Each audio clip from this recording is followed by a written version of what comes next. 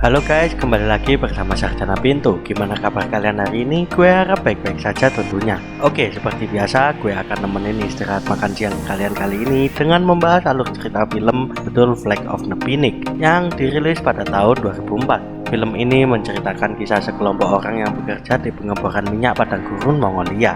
Sudah sekian tahun para pekerja itu melakukan pengeboran minyak di lokasi ini, tapi mereka belum juga mendapatkan hasil. Jadi perusahaan mereka memutuskan untuk menutup tambang minyak itu dan memulangkan seluruh karyawannya. Namun kesialan terjadi ketika pesawat yang mereka tumpangi jatuh di tengah gurun karena terkena badai pasir yang amat dahsyat. Lalu mampukah mereka bertahan di tengah padang pasir? Jangan lupa klik tombol subscribe dan nyalakan lonceng notifikasinya agar kalian tak ketinggalan konten-konten terbaru dari Sarjana Pintu. Penasaran bagaimana mereka akan pulang dan bertahan di sana? Segera atur posisi rebahan, simetriskan celana dalam, ambil kaju tetangga dan check it out.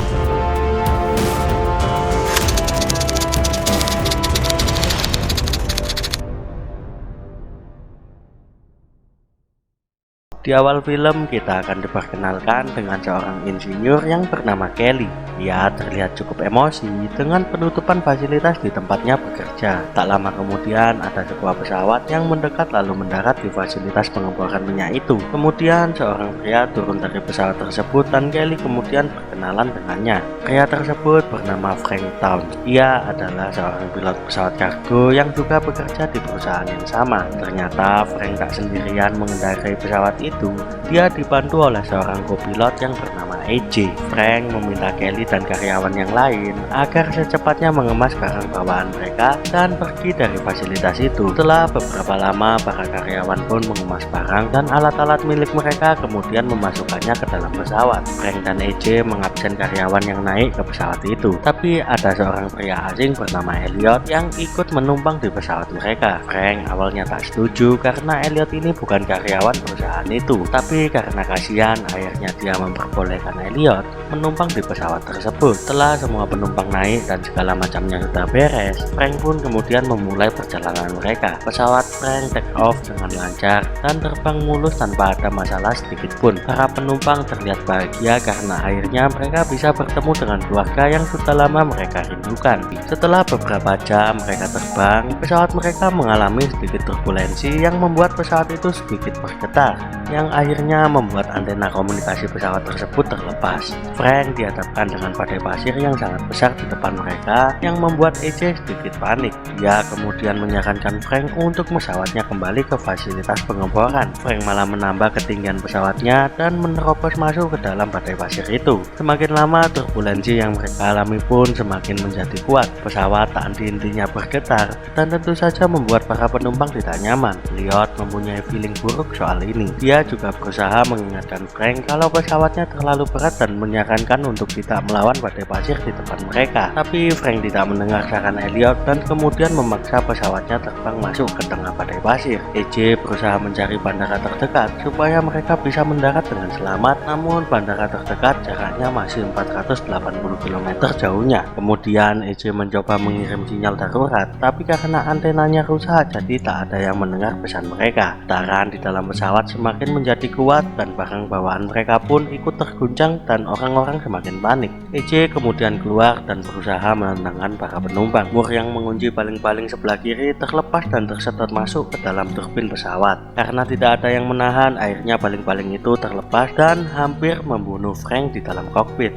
Ledakan mesin itu membuat AJ terpental dan tak sadarkan diri. Setelah kehilangan mesin sebelah kiri, pesawat Frank mulai kekurangan tenaga dan terbang semakin rendah yang akhirnya menabrak tumpukan batu yang menyebabkan pintu belakang pesawat itu robek dan terbuka lebar. Barang bawaan mereka terlempar keluar dan salah satu seorang karyawan tersedot kemudian terjatuh dari pesawat itu. Tak lama setelah itu pesawat pun mendarat di atas gurun. Salah satu dari mereka mencoba untuk keluar dari pesawat itu, namun Frank mengingatkan bahwa badai pasir ini sangat kuat dan bisa menghancurkan kulit mereka dalam seketika. Setelah menunggu beberapa lama badai pun mereda, mereka kemudian menguburkan dua orang karyawan yang kehilangan nyawa di insiden mengerikan tersebut. Setelah menenangkan diri, para penumpang mulai fokus mencari cara untuk bertahan hidup, dimulai dengan membangun tenda darurat agar tidak kepanasan. AJ mengumpulkan persediaan air yang mereka punya dan setelah dihitung air itu cukup untuk 30 hari ke depan.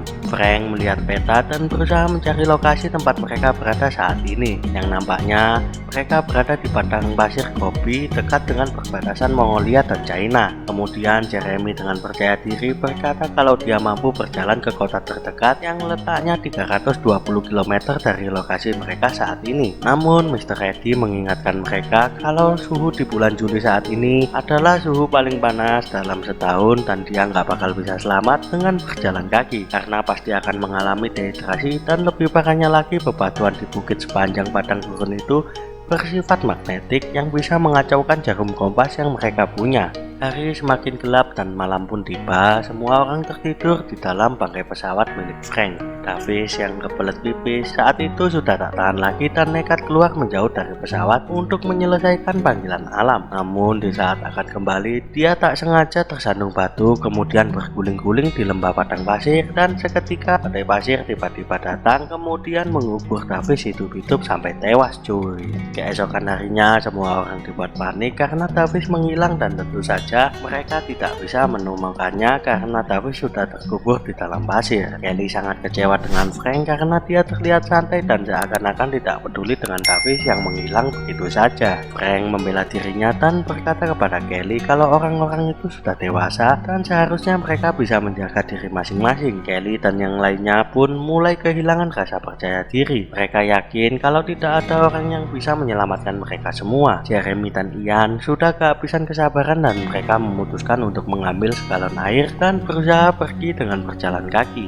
Frank marah kemudian merebut kembali galon air yang sangat berharga itu. Setelah rebutan, mereka malah tak sengaja memecahkan galon tersebut dan harus kehilangan persediaan air yang sangat berharga. Elliot yang melihat keributan itu dari kejauhan tiba-tiba mengutarakan ide gilanya. Selama ini dia diam-diam mengamati bangkai pesawat milik Frank dan membuat rencana akan membangun pesawat sederhana dari sisa mesin yang ada. Dia berkata kalau mesin sebelah kanan pesawat itu masih utuh dan bisa digunakan. Ternyata Elliot ini adalah seorang insinyur dan bekerja di sebuah perusahaan pesawat terkenal di Amerika. Namun Frank merasa masa bodoh dengan kemampuan dan ide Elliot. Dia berpikir kalau membuat pesawat itu membutuhkan waktu yang sangat lama, sedangkan persediaan air mereka hanya cukup untuk 30 hari ke depan. Lalu scene berpindah ke malam hari. Mereka baru menyadari seorang kawan mereka yang bernama James tiba-tiba menghilang. Kelly menjadi panik dan kemudian bersikeras pergi mencarinya malam itu juga. Namun kali ini Frank merasa bertanggung jawab dan dialah yang kemudian pergi mencari James. Selama seharian Frank menyusuri padang gurun yang sepi dan panas demi mencari James yang pergi entah kemana. Hingga tak lama kemudian Frank sampai di bukit bebatuan yang dipenuhi barang-barang mereka yang terjatuh dari pesawat beberapa hari lalu.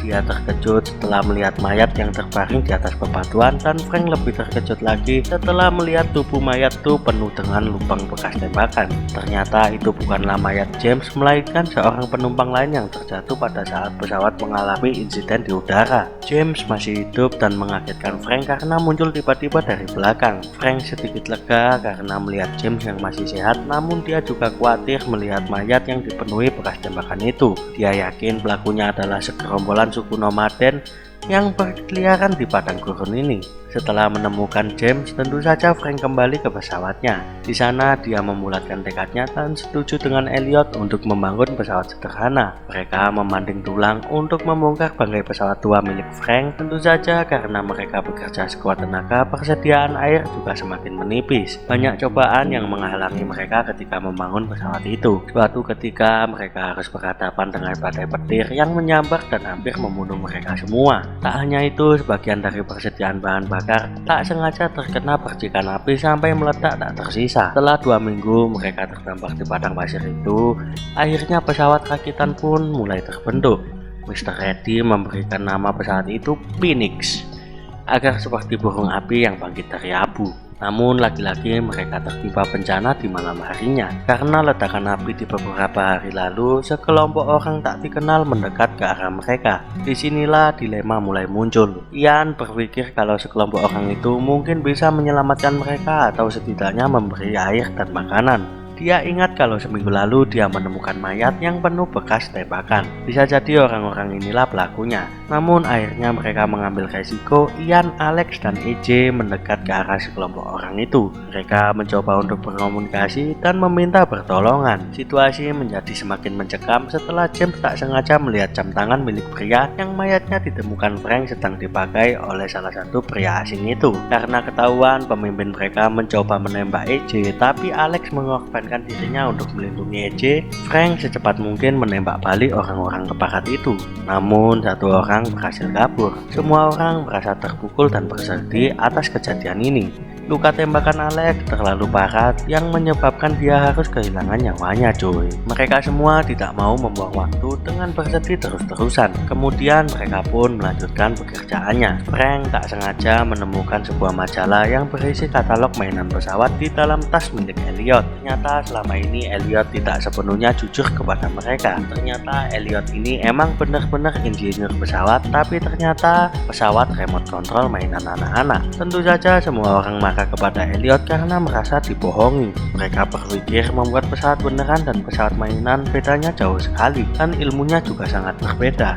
Kemudian Elliot diajar habis-habisan, bahkan Ian berencana untuk membunuh Elliot. Namun tak lama kemudian angin berembus kencang dan sedikit mengangkat pesawat yang mereka buat. Di momen inilah mereka mempunyai sedikit harapan dan yakin kalau pesawat rancangan Elliot bisa benar-benar terbang. Frank tak punya banyak waktu lagi di padang pasir ini. Dari kejauhan dia melihat dua orang suku nomaden yang sudah menemukan posisi pesawat mereka. Setelah mengecek kondisi pesawat untuk terakhir kalinya, mereka semua bergotong royong menarik pesawat tersebut ke landasan. Akhirnya momen yang ditunggu-tunggu pun tiba, di mana Frank mencoba menyalakan pesawat itu secara manual dengan pistol flare yang pelurunya hanya tinggal tersisa 5 buah saja. Setelah 3 kali mencoba, mesin pesawat masih juga tak mau menyala, dan dengan peluru terakhir akhirnya paling-paling pesawat mulai berputar dan berjalan normal. Mereka semua tak punya waktu lagi karena suku nomaden ternyata mengepung seluruh bukit di sekitar pesawat itu. Setelah semua naik, Frank memacu pesawat itu dengan kekuatan penuh. Sayap ekor pesawat sempat mengalami kerusakan karena kawatnya terputus.